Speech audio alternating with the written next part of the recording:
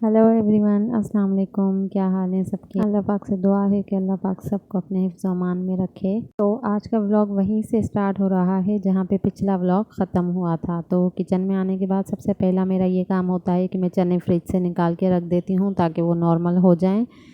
और उसके बाद फिर मैं जग में शरबत के लिए फिर चीनी और पानी घोल के रख देती हूँ ताकि जब तक मैं दूसरे काम करती रहूँ तो चीनी मेल्ट हो जाए। तो खैर शरबत बनाना तो हस्बैंड का काम है, वो कर लेते हैं, लेकिन ये मैं आसानी कर लेती हूँ कि मैं चीनी डाल के रख देती हूँ। तो जब तक टाइम हो जाता है तब तक चीनी भी अच्छे से मेल्ट हो जाती है। तो खैर फिर ये जो मैंने भल्ले बनाए थे माश की दाल के, ये ठंडे हो चुके हैं। तो अब इनको मैं एक कंटेनर में डाल के रख दूँगी। तो जब मुझे यूज़ करने होंगे मैं यहीं से निकाल लूँगी, तो इससे आसानी हो जाती है। तो खैर ये मैं आपको दिखाना चाह रही थी, ये दही जमाया था। पिछले व्लॉग में मैंने आपको दिखाया था कि किस तरीके से जमाया था। तो जैसे मैंने बताया था कि मैंने एक वीडियो में देखा था, तो वही मेथड मैंने भी यूज़ किया उसी तरीके से। तो देखें ये दही जम तो चुका था और गाढ़ा जमा था, लेकिन कॉर्नफ्लोर की वजह से उसका टेस्ट वो नहीं रहा था जो ओरिजिनल दही का होता है। तो खैर फिर मज़ा तो नहीं आया, लेकिन बस एक टेक्निक देखी तो सोचा करके देख लूँ, लेकिन खैर मज़ा तो नहीं आया। हस्बैंड को तो बिल्कुल अच्छा नहीं लगा।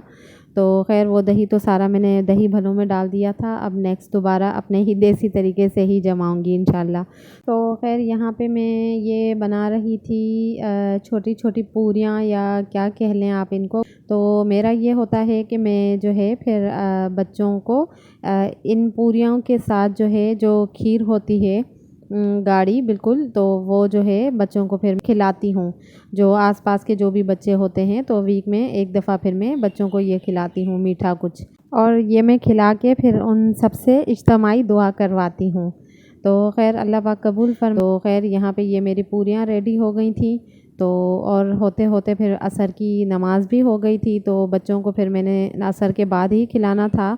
तो खैर फिर बच्चों को खिला के फिर उसके बाद मैंने असर की नमाज़ पढ़ी। नमाज़ पढ़ के कुछ देर फिर मैं ज़िक्र भी करती हूँ असर के बाद भी, क्योंकि इतना तो कुछ ज़्यादा मेरा होता नहीं है काम काज करने को।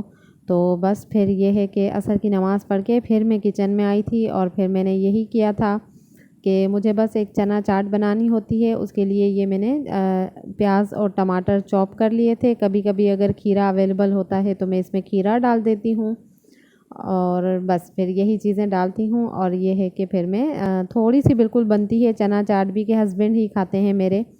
तो खैर फिर मैंने ये छोले जो मैंने फ्रिज से बाहर निकाले थे ये थोड़ा नॉर्मल हो चुके थे, तो ये बस थोड़े से ही आप देख लें कितने हैं। तो बस ये थोड़े से ही निकाल के बाकी सारे मैं इनको दोबारा से फ्रिज में रख दूँगी। और मेरी चना चाट ये होती है कि बिल्कुल सिंपल होती है, उसमें ज़्यादा कुछ नहीं होता। बस ये प्याज और टमाटर जो चॉप किए थे वो डाले थे, और चाट मसाला डाला, थोड़ा सा नमक डाला, और ये ऊपर से जो इमली की मीठी चटनी बनाई थी ये देखें बिल्कुल ख़त्म होने वाली है, अब तो निकल ही नहीं रही थी। अब फिर इसमें मैंने थोड़ा सा पानी डाल के शेक किया था। तो बस फिर अब ये इमली की चटनी डाल के और इसको मैं मिक्स करूँगी। और ये है कि ऊपर से फिर मैं थोड़ा सा धनिया डालूँगी और पापड़ी डाल दूँगी।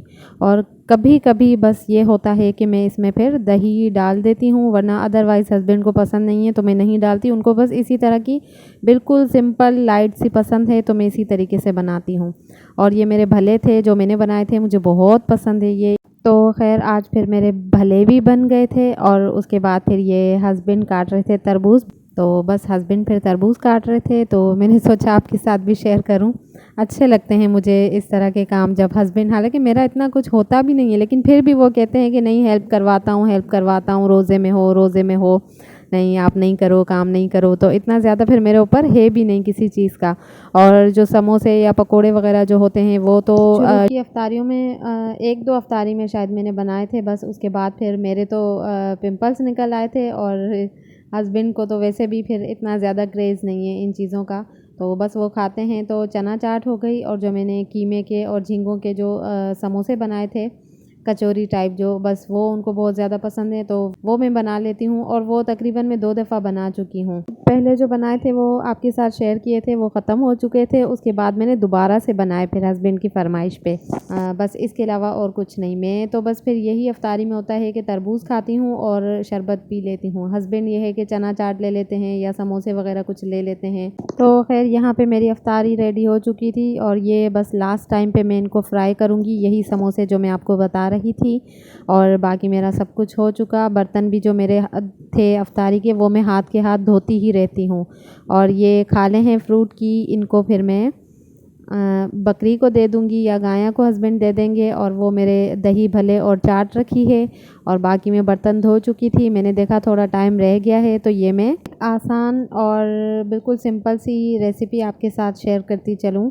तो ये मैं ये कर रही थी कि जैसे मुर्गी होती है, चिकन, वो हड्डी वाला चिकन होता है जो, वो लेके और पूरा जो सालन का मसाला होता है सारा वो रेडी करके, उसमें जो अपने जो नॉर्मल स्पाइसेस होते हैं जो हम हर सालन में यूज़ करते हैं, धनिया पाउडर, ज़ीरा पाउडर और कुटी हुई लाल मिर्च, हल्दी, तो ये अदरक लहसुन का पेस्ट, ये सारा जो भी आम जो सालन का होता है वो सारा रेडी करके, और गोश्त आप ऊपर से निकाल लें और मसाला जो है वो आप रेडी करके फ्रीज़ करके रख दें। तो जब भी आपको इसमें कुछ सब्ज़ी वगैरह बनानी हो, कभी भी अगर टाइम ना हो, तो बस आप जल्दी से ये निकालें और इसको सब्ज़ी को इसके अंदर भून लें, तो बड़ा ही मज़े का टेस्ट हो जाता है और लाइफ आसान हो जाती है जब आपके पास टाइम ना हो तो खैर मेरी अफ्तारी रेडी हो चुकी, बिल्कुल लास्ट टाइम है अफ्तारी का। तो इसी के साथ ही मैं व्लॉग का एंड करती हूँ। उम्मीद है कि आपको अच्छे लगते होंगे मेरे व्लॉग्स। मिलते हैं एक नई वीडियो में नए व्लॉग के साथ। मुझे अपनी दुआओं में याद रखें। अल्लाह हाफ़िज़।